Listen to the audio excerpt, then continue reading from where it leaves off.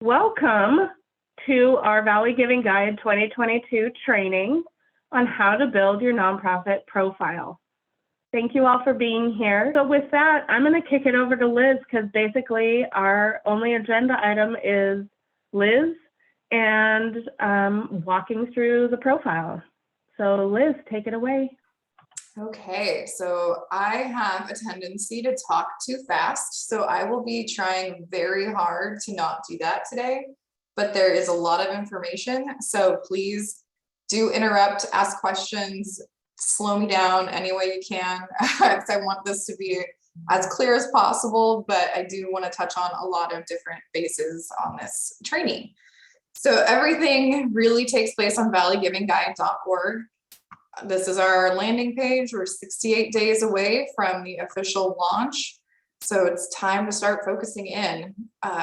First, I want to highlight the resources tab.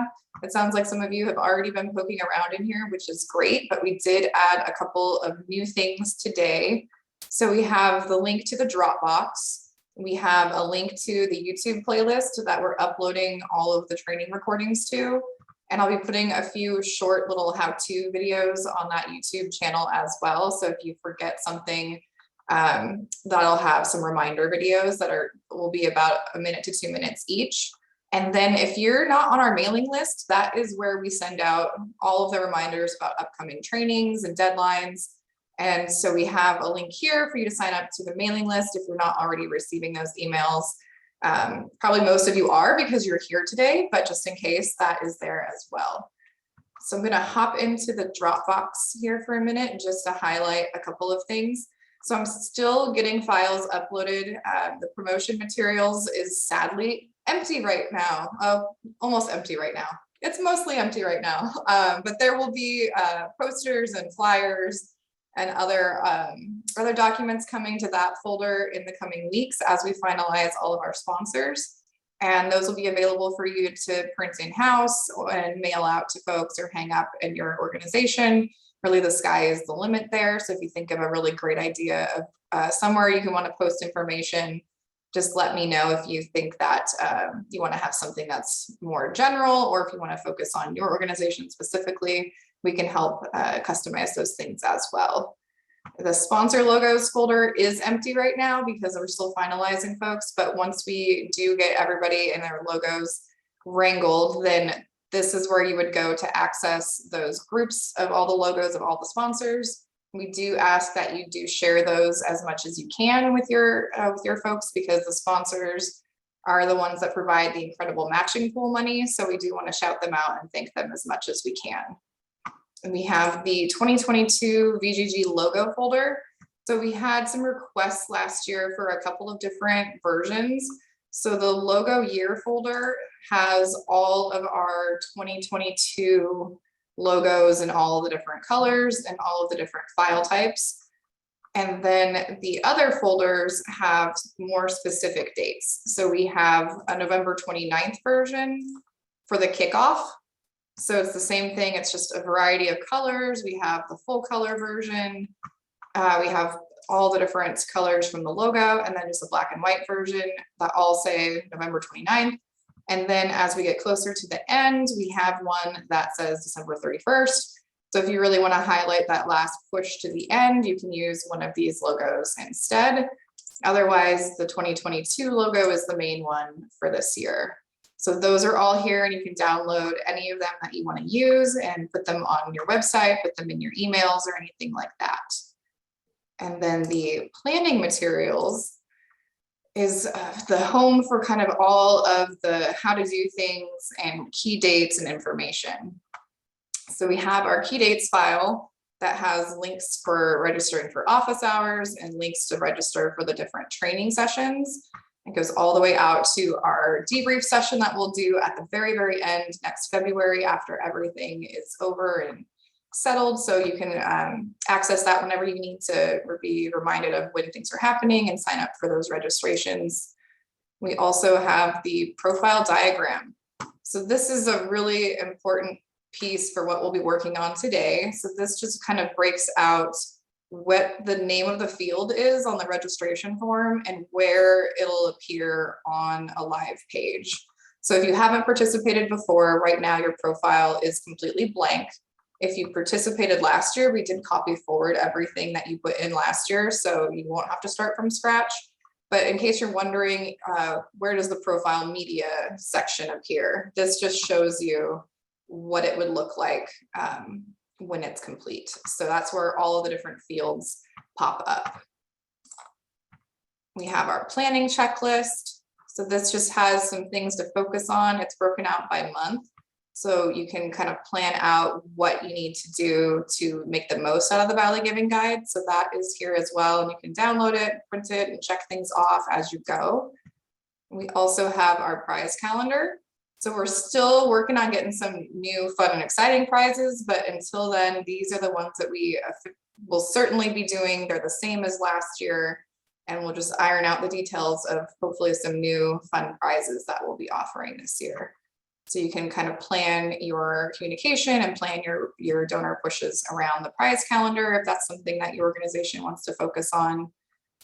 And then we have the resource list. So it's broken out into a couple different categories. We've got graphic design resources. Canva is one I wanted to highlight. It's the Canva Pro is free for nonprofits. They're super fast at getting you signed up if you need to get that pro nonprofit approval. And you can design like literally anything using Canva, and you don't really have to even know what you're doing, which is fantastic. So that is a great resource that you can use to make, Facebook posts, that you can make a short video, that you can use to make postcards, or really anything that you need a little bit more help with and that you don't want to use like Word for, because everybody knows that pictures in Word is the biggest headache nightmare that you can subject yourself to. So Canva is a great way to upload any pictures that you have and add text or add other things to them if you don't have like Publisher or InDesign at your fingertips. We have some social media marketing tips. So these are just some instructions and ideas for how you can create your posts, when you schedule your posts, just some helpful tips for that. And then the planning and promotion will link back to the Dropbox for some things, but it also has some other interesting strategy guides and how-tos. And then we have useful links. So this again links back to the Dropbox, to the Valley Giving Guide website. It has Greer's Spotify playlist. Bitly is something that we recommend using. So when you direct folks to your giving page, it's kind of a long URL, and you can use Bitly to create a shorter URL. So if you print something and mail it, or you send a letter, that you could put the shorter URL and you can customize part of it so that folks don't have to type in, like a bunch of numbers or symbols or something to find your page.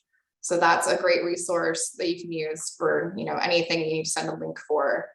And then Google and YouTube. If you don't know how to do something, there's somebody on Google or YouTube who's probably had that same question.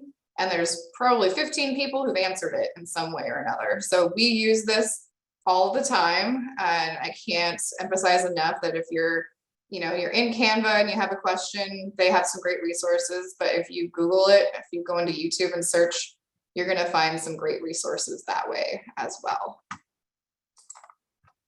see there's a bunch of chats. Are there any questions I should be answering?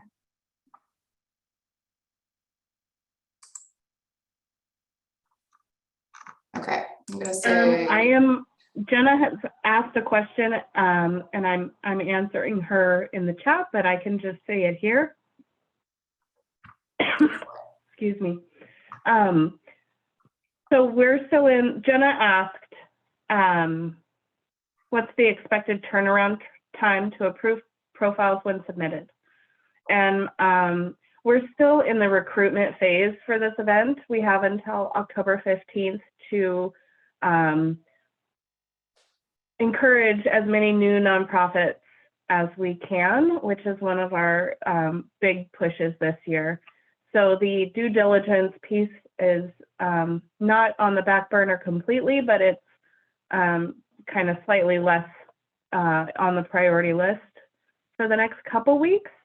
We're doing our best to run due diligence and approve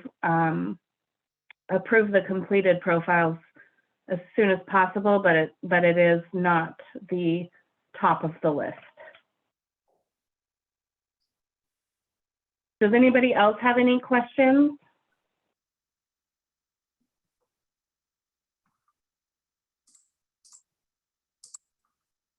Hi, Bruce. I see you. Yeah, I have a question. I'm taking over the Valley Giving Guide from another person from what Blue Mountain Audubon Society did last year.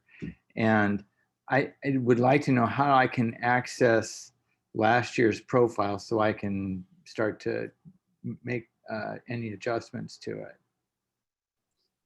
Sure. Well, welcome. We're glad to have you.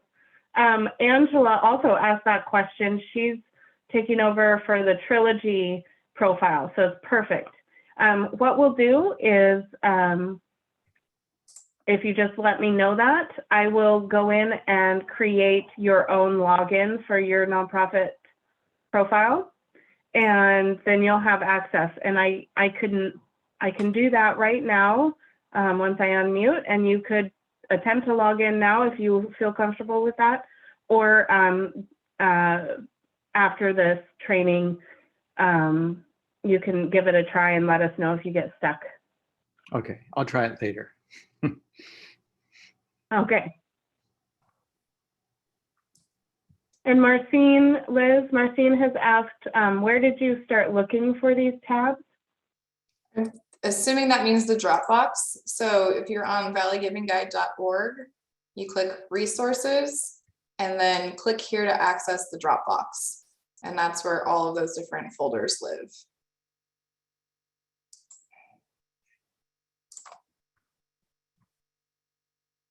Okay, do we have any more? I see Jenna's asking if there's a way to preview the profile before it is submitted. There is not. Once it's approved, it will become live on the site. So these are the organizations that have been approved already. And at that point, you can click in and see what your profile looks like and make any edits. So the 15th of October is the deadline to register, but you can continue editing and tweaking your profile page really all the way through the event until the end of the year. So it's a little frustrating that you can't see it when you're in that draft stage still, but we have a lot of time still to make any edits and changes that folks want to make.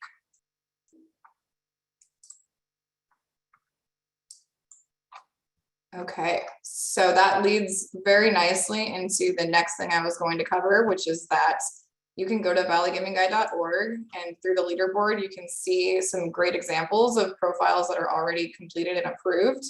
So I wanted to just highlight that these are here as folks who are already ready for this year. So you might be able to get some great ideas of what you want your page to look like, but it's also just another opportunity to see exactly where that information that you enter starts to appear on these public facing pages. So as you'll see here, they have their profile image, they have their logo, they have their contact information, their links to the different social media channels and to their website. And then the main body content is here underneath a carousel of different photographs that they've uploaded. So this is the basic layout of everyone's page. It'll just look, different based on if you choose to do a photo carousel or a video and on your own specific pictures, but everyone will have this share page area. So if someone's visiting your page, they can share it on their social media accounts. And then when the event is live, the donate button lives over here. And then so does the total that shows how much money your organization has raised. So that's a great resource if you're wondering what these pages will look like. Just go ahead and click around and you can see what some of your peers are doing so far.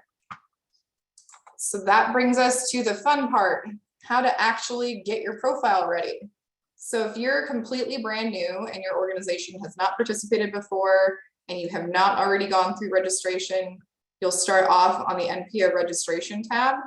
You'll put in your organization's name and EIN, and then you will create your personal login here. So this is your email, your password. And then if there are other folks in your organization that want to help create this profile, you can add them to your organization once you're inside the site. But for for this part, this is your personal login. So you should use your email and your password, and then you can add others as needed. So once you do that, you'll be able to head to the NPO login screen. Everybody who has already created an account or participated in the past should have their NPO login. Again, if you're taking over for somebody else with your organization, we can get you added into the system, or if they're still involved, they can add you as a user as well. So there's a couple options there, but if you are struggling to get access to your account, we can help you get back in there. So once you log in, it takes you to your dashboard. So let me go ahead and I will pop into our profile to kind of walk through. So when you're on the dashboard, you'll go to the profile tab to edit your profile. So if you participated last year, this is what we mean by saying that all of your information has been copied forward. So the name is filled in, your contact information has been filled in, any links that you've added are filled in, and all of the stuff from last year is already in place. So if you're brand new, you'll be starting from scratch, and all of these fields will be blank. There are little marks on the side that indicate if it's a required field or not, and those will check off as you type information into that box. So again, the contact information will just appear on that right-hand side of your profile. We do recommend a general email address on this point, so that if anybody decides to send an email to your organization, it's going, to your general, just kind of regular email address. So it doesn't get lost in somebody's specific inbox. But again, that's completely up to your organization and how you choose to handle incoming email. And then we get down into the different social media links. So we do include Facebook, Twitter, YouTube, and Instagram. If you have a different social media that you use, we would not recommend putting it in this section, just because it'll have like the Instagram icon or the Twitter icon, and it could get confusing for folks. You absolutely do not have to have social media, but if you do, this can be an easy way to link it. Website, we highly recommend, just because donors like to, click through, and that's a great way to get folks to your website as well. So those links can be put in here. The groupings we will be automatically populating for you. We haven't updated it yet this year, but we will be doing one county per org based on where your headquarters is, just to kind of simplify that. We have found that most donors don't actually even use the county breakdown, but it did get confusing for folks when they saw organizations like ours would have been in all 4 counties last year. So we're going to streamline that. You don't have to worry about that. And then the category, again, users don't really use the categories to search for organizations.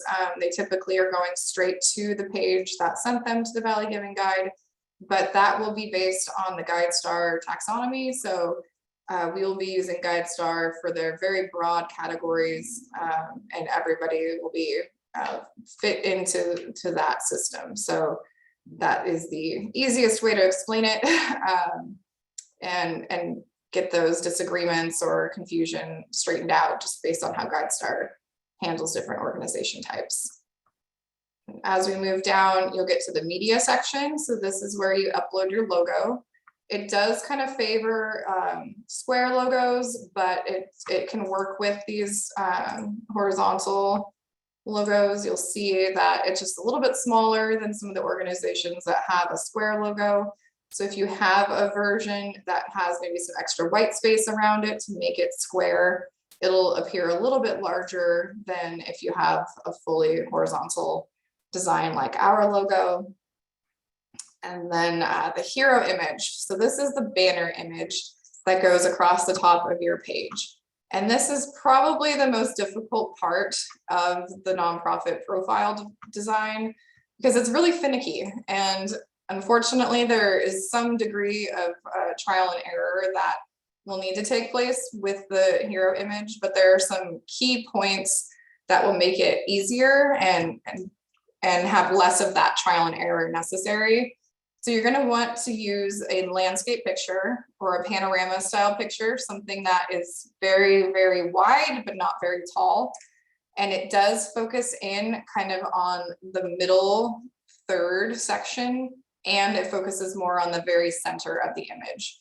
So you don't want to have something where the focus of the picture is off to the side, because it'll probably crop that out. And you'll want the main point of your image to be in the very center third. It is responsive, which means that as the screen size changes, the image crop will also change. So it's hard to get exactly perfect, because some folks will be viewing this on their computer, some will view it on their phone or tablet. So it's trying to accommodate all of those different sizes in a way that makes it the best across different use cases. So again, you're gonna not wanna use a portrait picture for this, because it's gonna get stretched and kind of weird. It has this preview option, but in my experience, well, it's not even populating right now, but it's not incredibly accurate. So this is something that you kind of will need to fiddle with after we've approved your organization. But we don't want you to, lose any sleep over this or get frustrated if you're having trouble getting your picture to look the way you want it to. Let us know, send it to us. We can fiddle with it and try and get it to where you want it. We do have in the Dropbox, in the promotion materials, there's a couple of different template files. That's the wrong file. There we go. So this is an example showing that if your picture is this large rectangle, this center area is kind of the safe area. The wheat is going to get cropped, but the picture in the center will be where the main focus is. So you can drag the pictures out of this and use this as a template to get your own picture to kind of line up where you want it to. So there's this Google Images version of the template, and there's one for publisher. And I believe we have a PowerPoint one that isn't in here that I can add in as well, as a way to kind of get around some of the weird changes that it makes to the picture. So if you have a picture where it's zeroing in on maybe this very small center part of it, pasting that picture into a taller image with white space around it would allow the system to focus in on the actual picture more wholly than if it was just zooming in on a picture that was this size. I hope that makes sense. But again, if you're struggling, send it to us. We're happy to help. We have a lot of experience with ripping our hair out over these pictures. So let us help you with it. Don't rip your own hair out. We can do it for you. Moving on to the next profile media, this is the video or image carousel option. So unfortunately, you can only do one or the other. You can't have a video and an image carousel. When you choose image carousel, you drag or upload your pictures here, and you can use 3 different pictures. Again, a landscape picture will work better for this. But if you have just some really great portrait orientation photos that you want to use, that would be a great opportunity to use Canva to upload those pictures and make more of like a collage that fits in that landscape a little bit better. But I believe for the carousel, it'll just add white space around your image if it's not a landscape. So you can, again, do some trial and error and test out different pictures once your profile has been approved. Or you can do a video. So it utilizes YouTube or Vimeo. So you will have to upload your video to one of those sites, and then you just take the URL for your video and paste it in here on your profile, and it'll actually embed the video for you into your profile, and you'll be all set. And as long as you keep that video public, and it has to stay uploaded on YouTube for the duration of the event, otherwise there'll be an error screen that the video can't be found. So that is a great option as well if you have a video. We definitely recommend, keep it short and sweet. You don't want to have folks sitting there for 15 minutes and then clicking away and not donating because they didn't want to watch a long video. So that would be the best advice I have for that. I'm going to pause here and see if there are any questions before jumping into like the meat of the text editor.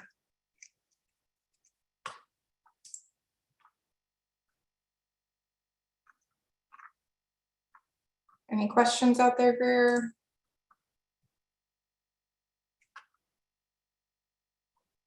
There were a couple, but they've been addressed. Okay, great. So now moving into the information block. So profile content, that is the main body of your profile.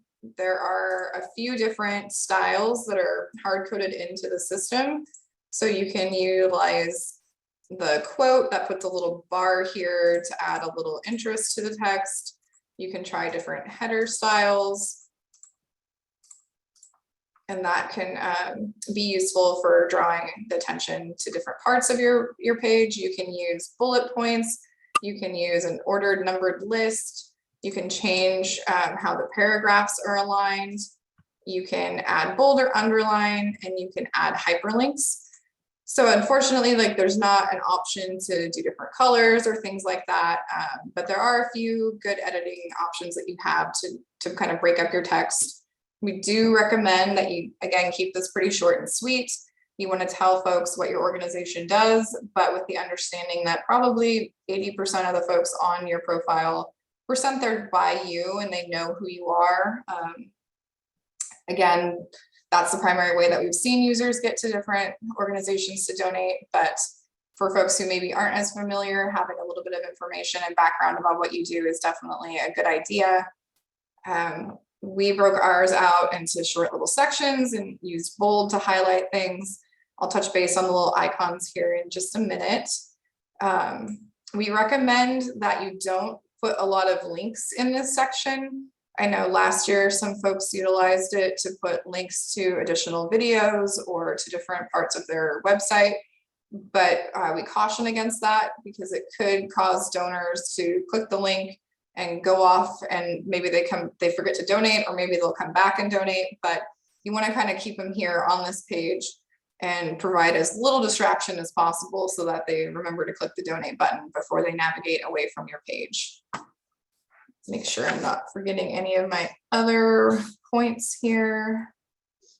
You can add your guide star seal. So we sent out instructions for that last year that I'm going to incorporate into a step-by-step instruction guide. That'll go in the Dropbox later this week. And along with that, there is a way to add these little icons into your description. So it's a little bit confusing. They're called font awesome icons. And I'll provide this link in the demo instructions on how to do this, but there are all of these different icons. It's kind of incredible how many different ones there are. And I know for us, one of the hard parts was like narrowing down what made sense to use. But if it's something that you want to include on your page, that is an option. So basically you would come to this Font Awesome page. You can see all the different icons that you could choose from. You'll click on one and you want to copy and paste this little string of code into the edit screen here. So that is an option that you can use. It's also used for us on the prizes. So that's where these icons came from. So it's just a fun little icon that you can use. If you have any issues, if you decide to use them and you're having trouble getting it to work, reach out to us and we can help you with it. And again, I'll have detailed instructions with the link and where to go and how to do it. That'll be uploaded to the Dropbox, and I'm sure I can get Greer to highlight that in her weekly email that will go out. So that is kind of just the only really fun option that we have to edit it beyond just, basic text. So that is a thing that exists as well. So that takes you through pretty much the entire profile creation. You do have to have a single primary contact individual. This is the person that we'll reach out to if there are any issues with the registration. So if you're missing information or if there's an issue with the IRS registration for your organization, this is the person that we'll be reaching out to clarify those questions. If you do want to have other users that receive Valley Giving Guide information, that's where we suggest making sure that they use the sign up link for the newsletter under the resources tab. But the system only allows for one primary contact. So you may have to work with your team in your office to figure out who that should be. And you can change it. So if you're the only person working on this right now, but you're planning on handing it off to somebody else, you can update that once they're on board as well. And then we'll come down to print description. So this is only going to be used for the newspaper insert that we'll be putting out around Thanksgiving. So we put this field Liz? into, yeah. I'm sorry, I'm going to interrupt you and just jump back really quickly to the primary contact name and primary contact email. So, like Liz said, that's the person we will reach out to if there are issues. Sorry. But you can have more than one user and login within your organization. So if you have 3 people tasked with making this profile the best ever, you can have more than one person have a login and have access to your profile, but the primary contact needs to be the person who's available and able to deal with issues as they come up. I just wanted to clarify that, Liz, sorry. Yeah. And then I thought I saw a hand.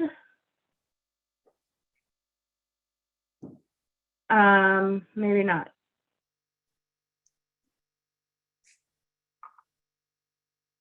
Okay.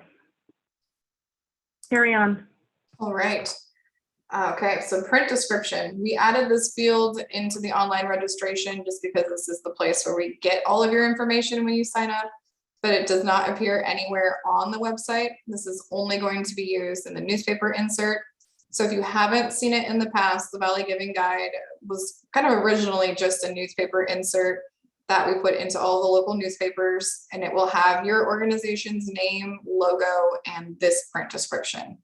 So in the interest of making that as easy as possible for the folks at the UV to design, we are limiting it to maximum 200 characters. That's characters, not words. Spaces do count as characters. If you're typing up your print description in Word or in Google Docs, you can do, you can see the character count as well as the character count with or without spaces. So this does include spaces. We are requesting, if possible, that folks do make that print description at least 100 characters. It'll make everything look just a little bit nicer in the insert if all of the print descriptions are around the same length. I know last year we had some that were really short and some that were at like the maximum length. So if we can try and get those around the same length, that would be fantastic. But again, recognizing that this is kind of your very short elevator pitch of what your organization does. So it can be a little challenging to get it down to 200 characters. And then again, if you kind of like what you have and it's short, you know, we're not saying you need to spend a lot of time trying to make it longer, but the more we can get them around the same size, the better it'll look. So please keep that in mind. And if you do go over 200 characters, we'll be contacting you to cut that down a little bit. One point that could help is that you don't need to include your organization's name in the print description because it'll be printed directly above the description. So that can save a lot of characters, especially if you have a longer organization name. So you don't need to include that. And this wouldn't really be the place to put your contact information because again, that takes up quite a bit of space. So just really your organization's main mission or focus is what we'd advocate for putting in this print description. In a minute, I will walk through what that insert looked like last year to give you a better idea of how that is arranged. But that is something that has to be completed by that October 15th deadline. This is like really the only component of the Valley Giving Guide that you cannot change after the October 15th deadline. We'll be getting all that together and sending it to the UB to get those designed. So you absolutely have to have this part done and it will not be able to be changed beyond us contacting you to make it shorter before we send it, of course. So keep that in mind that you can't edit that later. And then once you have all of these fields complete, or even if you don't have your profile content complete, you can still come down and check the yes, I've reviewed my profile for 2022 participation. So this is something that every organization will need to do, regardless of if you participated in the past or not. So if your profile is automatically filled in because you were part of it last year, you still need to come in, click edit, and check this box. This is the thing that says that you have looked at your profile, the information you put in last year is still correct, you're happy with it, you want to participate, and check that box by October 15th. So any organization that participated last year, we automatically copied over to this year, but if you don't opt in with this yes checkbox by the 15th, then your organization is not going to be participating this year. So we wanted to give folks an easy opportunity to just opt out if they decide they don't want to participate this year, and make it easy for folks who don't need to make any changes, just come in and say, yes, we're going to do it again. So that is a very important checkbox. Don't forget to do it. It is required, so it'll notify you if you try to submit it and save without doing it. And an optional field is matching funds. So if you have a donor who you've approached or they've approached you and they would like to match whatever your organization specifically raises, you can enter that dollar amount here and it'll be reflected on your profile. So folks who come to make a donation will see that there is a match from a private donor as well as the actual Valley Giving Guide match. So that can be incredibly useful for motivating donors because they'll see that not only are they going to help with the Valley Giving Guide match, but that your private donor has agreed to match, you know, the first 2,000 or, you know, any number of donations. So that is something that if you have a donor who's generously offered to do that, you can reflect that here on your profile and it can help increase your donations that way. So that is all of the, yeah. We've got a couple questions. Okay. Before you scroll away from where you were. Yeah. Okay, so Jeannie has asked, once you check that, yes, I have reviewed my profile, can you still edit? Yes, you can still edit. You can edit. Go ahead. Nope, sorry. Yeah, you can edit anything up until October 15th. After October 15th, you can edit anything except for the print description. And then Jenna has asked, can you show what that match looks like, the matching funds, what it looks like on a profile? Yes, let's see. I think it might not work if it's not live yet, but let's see. Oh, it doesn't work yet. Okay, that's a shame. So it would appear over, oh, there it is. So there's a $5,000 donation matching available. And then as you receive donations that fit towards that match, it'll decrease the amount that's left. So folks will know that like if I make a 5,000 donation right now, it'll be matched completely and then you'll have utilized all of your matching funds. And it'll be reflected in your total. So your total will have that whatever portion of the 5,000 matching funds has been used already. So it'll increase the amount, that total amount that you've raised on your page as well. Are there any other questions on this before we carry on?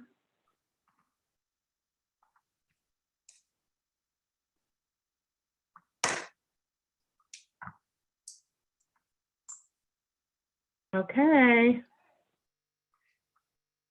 So I'm going to touch quickly on how to add a user to your organization. So if you have a team of volunteers or other folks who want to be able to log in with their own login information and contribute to the profile design, you would go to this users tab. So on the left side, this is editing your Valley Giving Guide 2022 information. And then this is editing kind of the more broad organization information for your organization in the system. So you would go to users and just type in their email address and click invite. And then you can see all of the existing users here as well. Right now we don't have one because it's really easy for us to just log in and do it ourselves, but you'll have a list here of all of the existing users in your organization. And for folks who did participate last year, you know, you can come in and see donations from previous years. If you wanted to look at like a report from last year, you can click on events and go through to the old 2021 Valley Giving Guide, or you can go back into the 2022. So there's a lot of options to access that information year after year. And that all lives underneath the organization section of the tabs. Over here, it'll just have your donations for the current event. So since it's not open, there are no donations to be listed here for any of the organizations. We aren't using the training tab this year, so you don't have to concern yourself with that.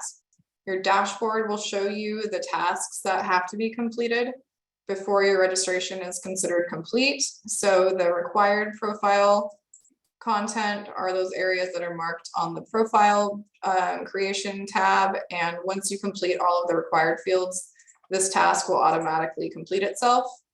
The recommended profile content does not have to be completed. It's only recommended, but this would automatically check itself if you filled in every possible category on the profile creation tab.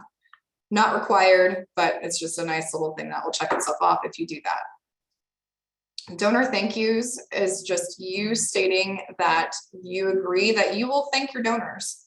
We're not gonna, you know, check up on you, but we do really want to emphasize that we will be sending the donor a tax receipt that they can use on their taxes, but that they do still need that thank you card or phone call or however your organization thanks their donors. Please do that for these folks as well. So we do ask that you mark this as complete as a way of saying, yes, we agree that we will thank our donors. We don't want anyone to have any bad feelings about donating through this event. And then the IRS status active is the same concept. We're asking you to mark it complete if you were saying that, yes, our organization is active with the IRS and up to date. And you can copy this link if you need to just check the status of your organization if you're unsure. So that is stating that, yes, we're up to date. We will still be checking, but that is one of the requirements to participate is that you are an active 501c3 or public agency or church. And so your organization does have to be in good standing. And you're just verifying that, yes, we are in good standing. Looks like we have a hand raised for Ian. Yeah, so Communities and Schools is a newer affiliate of our statewide office. Would we use our state EIN or would we, if our local EIN, does it make a difference for the IRS purposes? Greer, I think that's more of a you question. Does that sound like something you want to tackle? Yes, it does. So the EIN, we need to have the EIN, you know, affiliated with the organization, and that will also determine where we mail any donations. So for municipal programs, I know it can get a little complex, and so it's up to you to really think through where you want that money to go and how what that location determines in terms of accessing that money. And I'm happy to, you know, talk through it individually during office hours if anyone has those questions. But yeah, it's really, as long as it's a legitimate EIN for the organization, it's kind of your call. Thank you, Greer. I appreciate that. Yeah, I will say that there is a fun caveat there that you might have your local chapter has an EIN, but it might not be one that is associated with the 501c3 status through the IRS. So you definitely want to make sure that the EIN you use is one that has that IRS 501c3 status, which sometimes those overarching groups have that as a group exemption versus the local local folks having their own. So that's something to double check as well.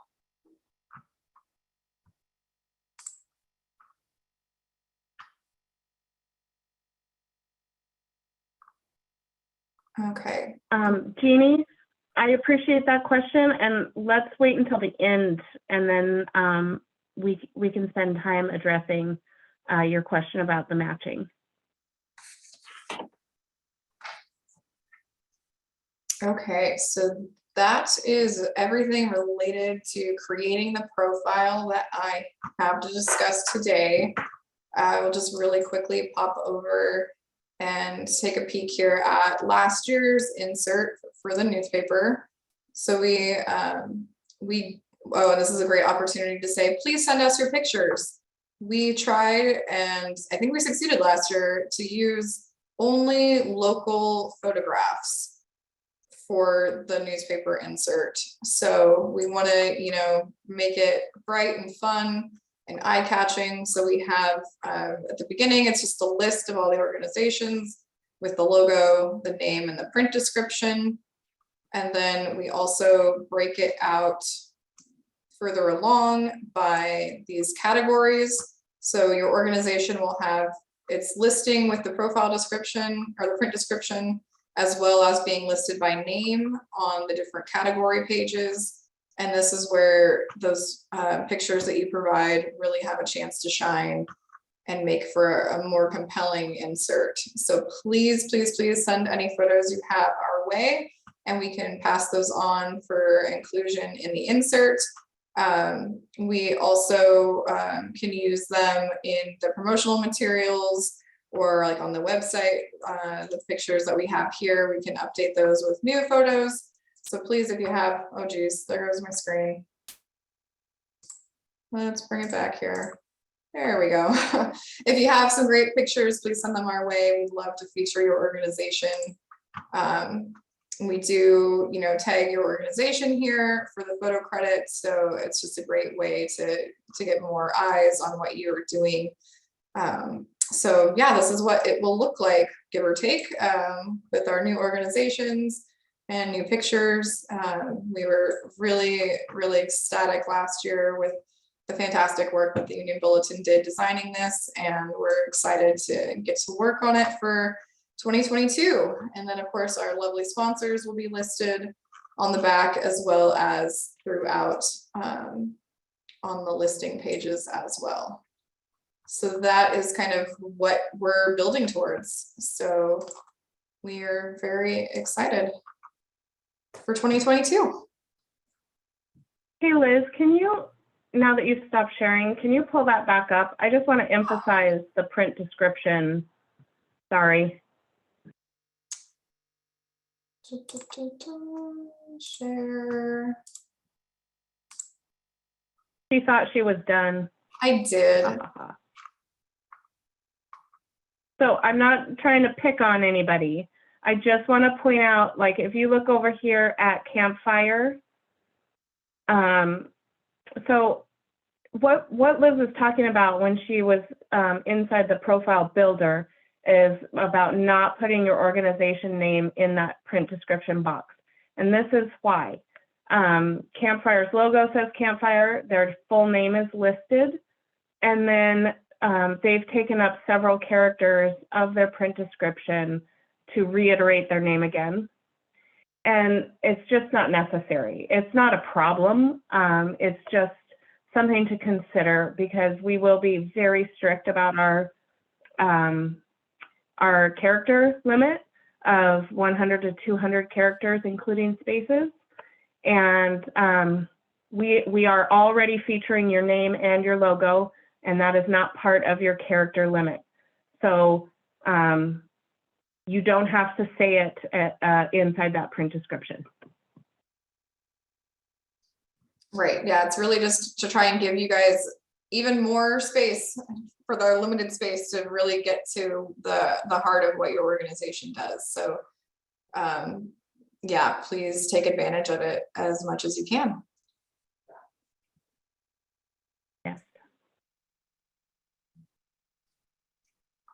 Okay, I'm gonna circle back to Jeannie's question. If that's okay, Liz, are you at a now you're done? I'll let you be done. Now I believe I'm done. Just one final pitch for pictures and October 15th. Get registered, check that box by October 15th, and then we're happy to help, or you can continue working solo on getting those profiles tweaked and fully set up before the November 29th launch. And take it away. Yeah, and of course, we're here to support you leading up to that October 15th deadline, and you'll be getting reminders if you haven't gotten everything done. And if there is an issue with the character count on your print description, you'll be getting, you know, lovely emails from me. And that's why it's really important for that primary organizational contact to be someone who's actively monitoring their email and actively able to go in and fix things, because our deadline to submit content to the Union Bulletin is, I believe, very shortly after October 15th, like maybe a week. Last year we had several weeks to kind of get in there and make updates.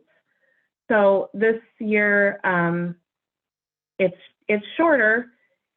And so if we are unable to get a hold of you to make those updates, the ultimate thing will be that your print description gets cut off, and that is horrible.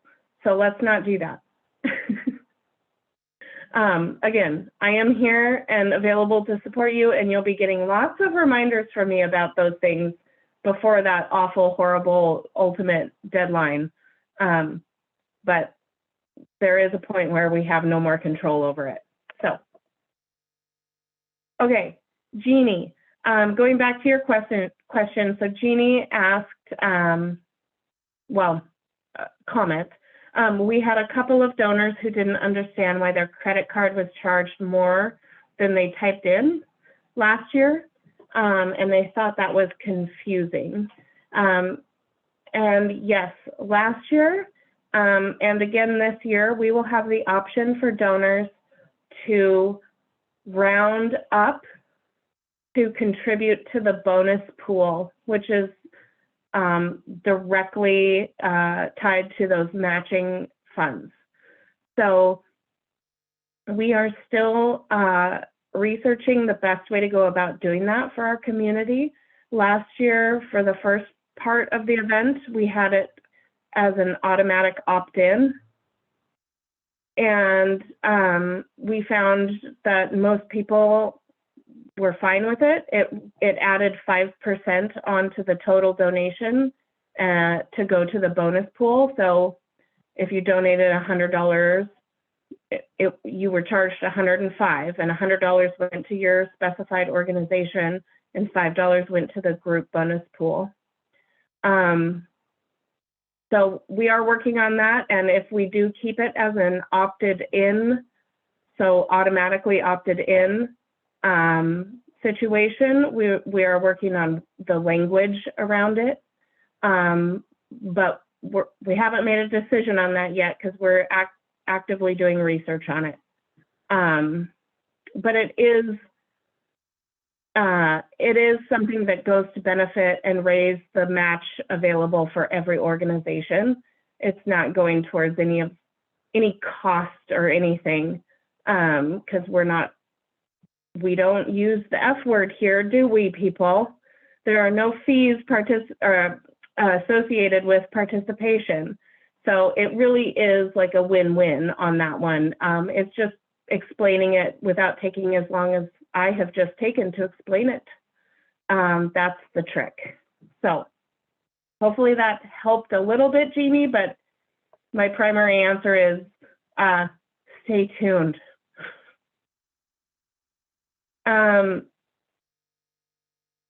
Okay, so JD asks, could you please share again how one reviews how their profile edits appear? Unmute, there we go. Until your organization is approved, the only way to really see your edits is on your profile editor. You can see how it looks here with the formatting. Once your organization is approved, then there's a link here at the top, which I should have mentioned on your profile page that'll take you to your actual page. So once you're approved, you can look at it here live. Otherwise, you can only really just look at the content that you've entered on the edit screen itself. One quick point I want to add that I should probably have mentioned: when you're approved and you click that link, this is the live URL for your organization. So you can, once you're approved, you can take this and go to bit.ly and get that shortened URL, or you can use this to add links to your website or other things where you want to link back to your Giving Guide page. So this will be the link that you'll use to get directly to your page for the duration of the event.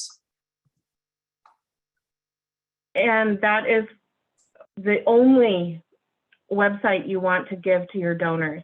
You do not want to give them just valleyGivingGuide.org. You always want to give them your specific page link. And the other thing that has been trending, and the Nonprofit Development Center, Crystal Evans, has done research on this, the QR codes. So you can use your specific link to generate a QR code. So if you're doing a direct mail piece or a postcard or whatever else there is with paper, you can generate a QR code so that as someone's reading your letter, they can use their phone, which is usually right next to them, and scan that QR code and get straight to your page without having to type in that long URL. And Crystal has found through her research that it is increasingly successful, and people who donate that online are usually willing to donate more because it is easier to do than typing things in. So it's QR codes are trending, and if you need help generating one, we can help you with that. Yeah, one really cool feature, if you do decide to use a QR code, a lot of the different websites where you can generate one will allow you to have like access to a tracking dashboard, so you can see how many times that code was scanned. So that could be some great information for you going forward on, you know, if you sent out a direct mail letter, how many people opened it and then scanned that code. And then you can kind of get an idea of how effective that was. And you could do different codes on different things and kind of see how they compare. So there's some really cool options that you can use to collect some data and information about the success rate if you use a QR code or like a bit.ly link. I believe also provides that information on how many times it was typed in or clicked. So that can be some useful information for other events or for Valley Giving Guide 2023 or really anything. So I don't know if we actually answered JD's question. JD, do you want to come off mute if you have follow-up questions? No, I think you answered it. I just have to get my profile approved by you, and then I will have the link available to go and review how my profile appears after making edits. Thank you. You're welcome. Great. And we're here to help if you need us. And Jeannie asked, will the directions on how to do the URL be listed somewhere? I think yes is the answer, but also we're happy to help you with that directly. This is a good spot where I'll plug my office hours. So I've reserved office hours every Tuesday from 11 to 1, and it's through Calendly, so you can schedule your own office hours, and I will just magically show up. The link for scheduling office hours is in my email signature, so every time I email you, it's there. It's also in the emails that I'm sending out for the Giving Guide, and it's also, I believe, in the resources tab. If not, it should be. and we will do that. It's on the key So date. please.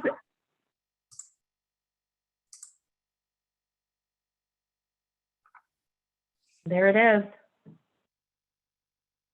And this is, my office hours are available to all of you, anybody who needs assistance. You're welcome to book like 2 back-to-back times so we could have a half an hour or whatever you think we might need. It's also available for grant questions, anything you want to talk to me about, please feel free to use that. Thank you all. Thanks for putting up with me being invisible. If anybody has any questions and wants to stay on, we can hang out for a couple minutes. Otherwise, thank you. Let us know if you have questions, and take care.